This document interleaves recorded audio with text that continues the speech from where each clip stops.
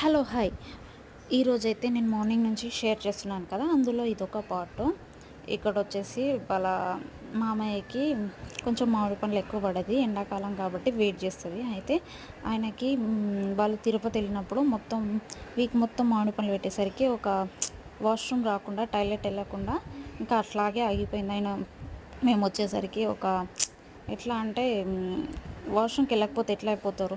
ఆయన ఏజ్ పెద్దది, ఒక రకంగా అయిపోయింది. ఆయన వచ్చేసరికి హాస్పిటల్కి తీసుకెళ్తే వాళ్ళు ఏదో ట్యాబ్లెట్స్ ఇచ్చిర్రు కానీ అది తగ్గలేదు. నెక్స్ట్ డే తీసుకెళ్తే మళ్ళీ స్కాన్ అది చేసి ఈయనకి సర్జరీ చేయాలని చెప్పేసి సర్జరీ చేసిర్రు. సర్జరీ 1 వీక్ అయితే 1 వీక్లో వాళ్ళ అత్తయ్య ఒక్కరోజు కూడా అక్కడికి వెళ్ళలేదంటే, అసలు సర్జరీ హస్బెండ్కి సర్జరీ అంటే చూడకుండా ఎవరన్నా ఉంటారా?